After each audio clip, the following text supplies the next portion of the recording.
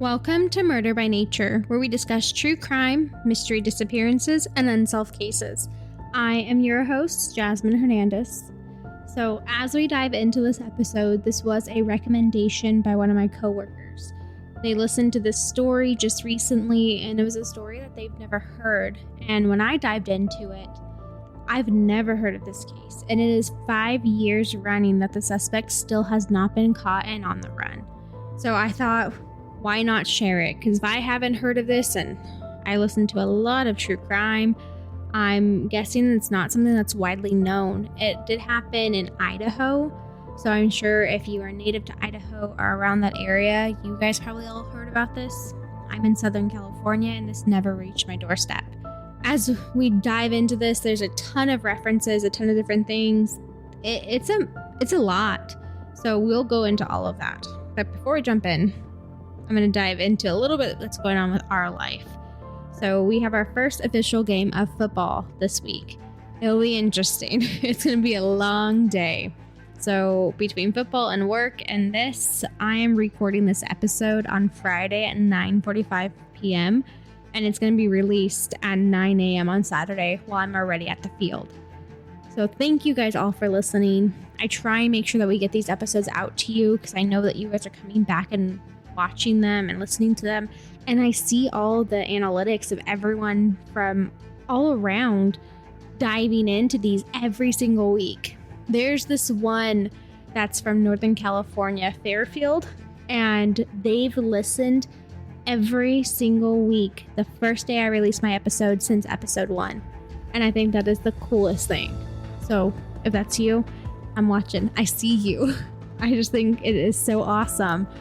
So I want to make sure that we're keeping these episodes going every week, even if I have to stay up super late to get them recorded for you guys, because you guys are counting on me to listen to them on Saturdays.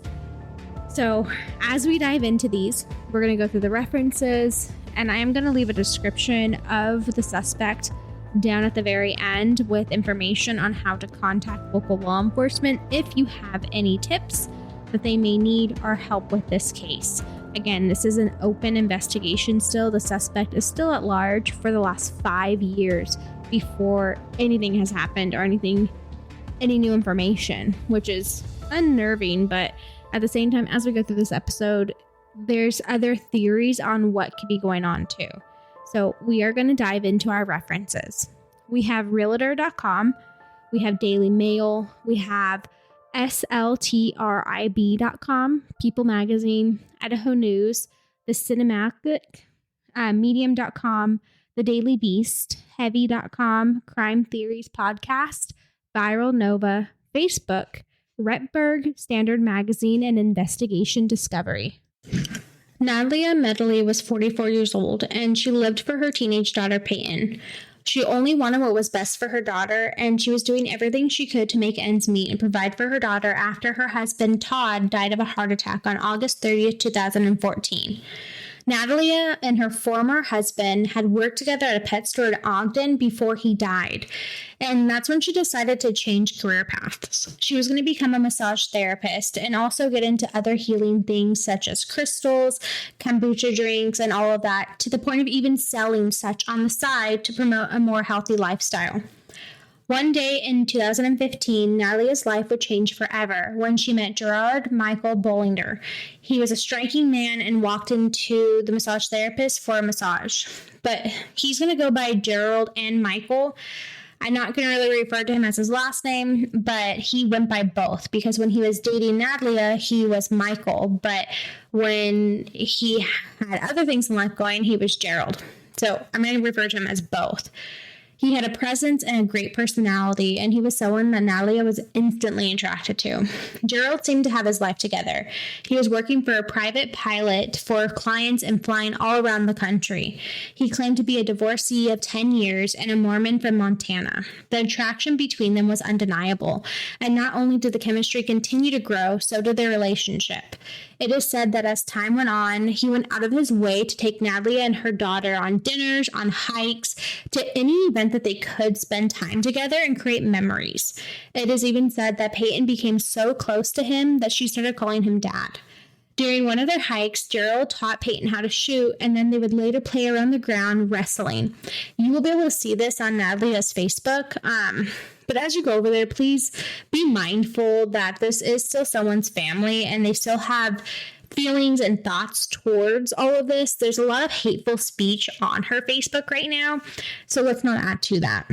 Nadja had told friends that no matter how close they were during these outings, it was never the same in the bedroom. Even though they lived very close together, they lived less than 5 minutes away from each other. They never slept over at each other's houses and never really went to each other's houses.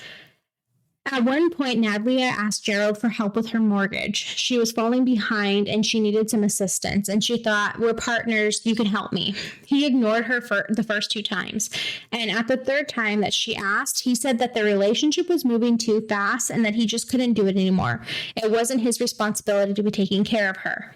Nadja told her friends that she once ended up checking his paycheck, which came out to be $10,000 a month. The argument over money later led to a brief separation, and 2 weeks later, Nadja shared Mike's text to friends. He was telling her that the separation wasn't best for him and he can no longer stay apart from her. So, I have some thoughts on that. Like, if they're not married, they're not living together, and they're just boyfriend and girlfriend, I personally don't think that he's required to help her with her mortgage, but that's just me. Me and my fiance split everything right down the middle, so that's just my thought process. Due to work, Gerald was frequently out of town, and when he was home, the bonding and love was unmatched, they would say. After almost 2 years, Gerald and Nadja decided it was time to move in together. Gerald had recently moved from Utah to a house at 216 South, I'm not going to say the street, in Caldwell on May 3rd, 2017. Gerald wanted to make their life permanent, and Nadja was on board. It was a beautiful open field, a ranch. She had horses, dogs, rats, and so much more. So she was super excited, and they thought that this was going to be the happy ever after that they were waiting for.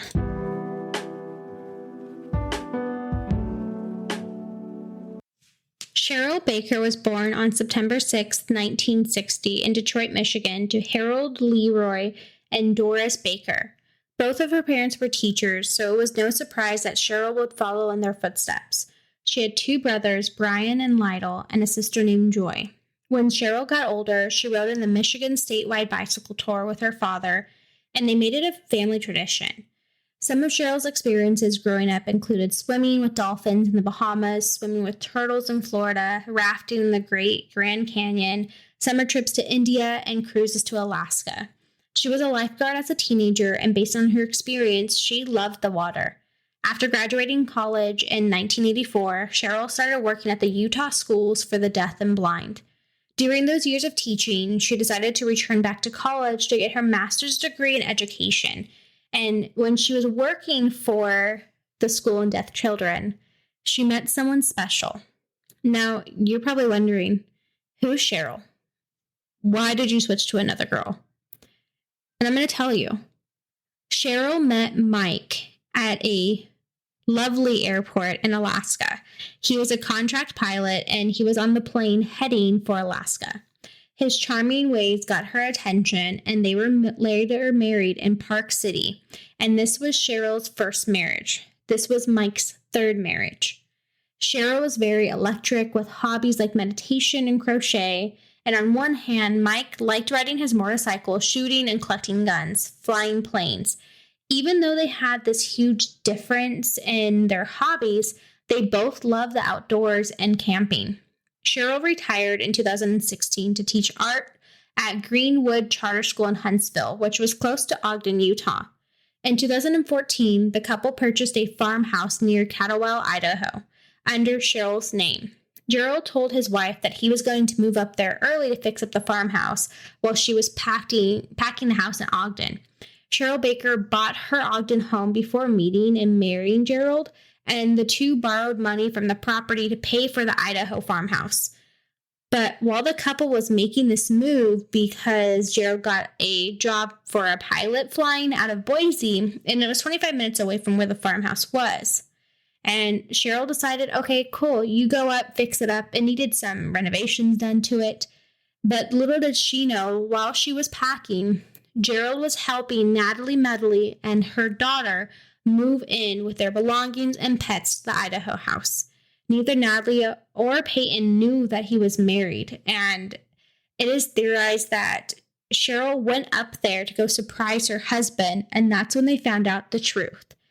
So that may have gotten a little confusing, but Cheryl was Mike or Gerald's wife, and they were married for quite some time, but he was also with Nadja, and the two never knew, which I feel like isn't very uncommon. It's probably very common in these situations, but none of them knew about one another. On the weekend of June 9th, 2017, Nadja was supposed to make a trip back to Utah to pick up her horses, but she never showed up. Not only did she not make it, but she wasn't accepting or returning phone calls. On June 11th, her friends called the police to notify them that she isn't answering her calls. She kept calling the police like her friend did and hounding them because they didn't really care. They're like, oh, who cares? She's not answering her phone. But finally, on June 19th, 10 days later, they looked at the Caldwell property. Canyon County Sheriff Dwayne said that when the deputy arrived at the location, he can smell foul odor coming from the shed the minute he got there. And then a large number of flies were in the area. When he opened the door, he can see through the door that there was a blue tarp over something, and he made his entry. When the deputy moves a little bit closer, according to the sheriff, he realizes that they have multiple dead bodies.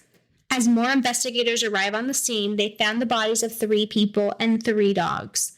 All have been murdered. Initially, the investigators said it was too hard to determine the sex or the race of the victims or even how they died. And as the investigation continued, Sheriff Duhan and his team determined that each victim and all 3 dogs were shot execution style to the head. As investigators continued to search the property, they ended up pulling dental records for the 3 bodies. The coroner was able to identify all 3 bodies as Cheryl Baker, Nadja Medley, and Payton Medley. They were all shot to death. No one knows exactly what happened or the events that led up to any of this, except Gerald. He was there, or they thought he was there. He was missing at this time. And based on the estimate by the coroner, it was believed that the murders occurred on June 8th or June 9th. Deputy U.S. Marshal Travis Humke immediately got involved with the case. They knew Gerald Bullinger stayed in Idaho for at least 24 hours. The next morning on June 10th, he went to breakfast at Napa, Idaho, the next town over. And it wasn't long after that breakfast that he made his way back to Utah. Gerald went to Utah, picked up his wife's car that was being serviced at the car dealership, and ditched his truck. He stopped by his house and talked to the neighbors and asked if they'd seen Cheryl. He hasn't seen her. Did you guys see her? We have a trip planned. And then he drove 5 hours to Bridgeton National Forest on June 11th. I'm going to pause really fast. We have heavy rain coming down, so if you hear that, I'm so sorry. It's in the background. The investigation quickly spread across multiple states, including Idaho, where the bodies were found, Wyoming, where the car was found, and Utah, where he used to live before he moved to Idaho.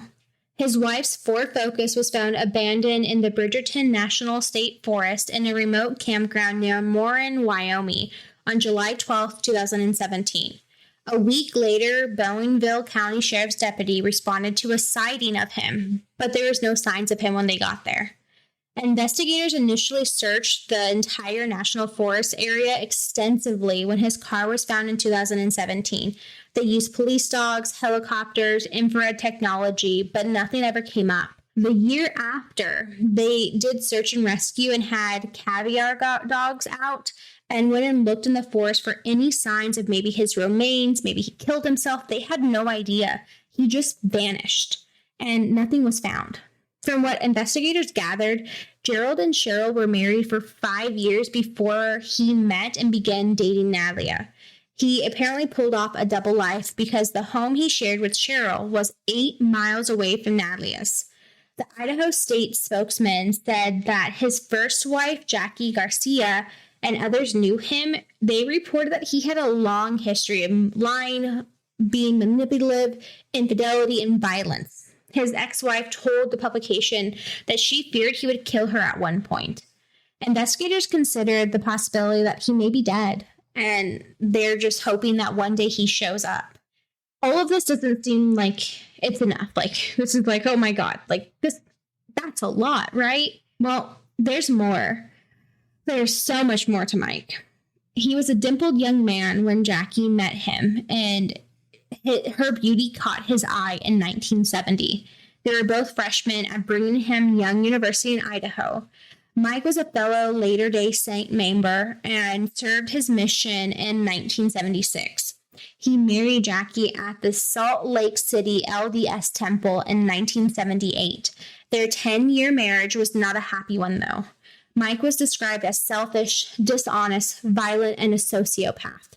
Jackie sought out help from the LDS Church in Billings, Montana, because Mike had been hitting her during arguments. She honestly did what was best in her situation by seeking couples counseling, therapy, and any help from Mike's family. But even though she did everything right and continued to try and get help, no one believed her. No one believed that Mike would be so violent. He was so sweet. One of their 2 children later told Jackie that his dad had abused him on at least one association. Mike cheated, he lied, he was abusive and manipulative through the entire marriage. Now, his marriage to Jackie ended in 1988, but he married his second wife shortly after. His second marriage was to a woman that he had an affair with while he was married to Jackie. And according to Jackie, his second marriage was a repeat of abuse all over again. And to no one's surprise, that second marriage ended as well. And he later married his third wife, Cheryl Baker. Mike was a serial cheater, and Cheryl was the mistress that he had while he was with his second wife. So I don't know if you're picking up, but it seems like when he's done with a relationship, he just finds someone else, starts dating them, and eventually that marriage fizzles out, which is what I feel like Nadja was for him. He was sick of the marriage with Cheryl, even though they seemed so happy to everyone else, and he started dating her and moving on with this life, and Cheryl found out. A lot of people speculate that Mike wanted to get the house in Idaho and leave Cheryl in Ogden and move with Nadja and Payton and have this lovely, beautiful life, but he couldn't get the house financed by himself, which is why Cheryl ended up buying the house solely and used the money that she had from her other house for this one. But that's just speculation. No one really knows because all 3 of them are dead and Mike is still not found. Since the murders, hundreds of tips have come in regarding his possible whereabouts.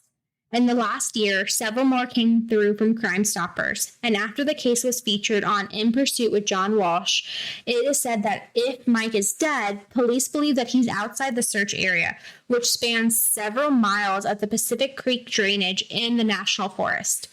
The National Forest has more than 3.4 million acres of public land. The area has a lot of wolves, coyotes, grizzly bears, and it's said that the county sheriff hoped that at the start of hunting season that they would bring some clues.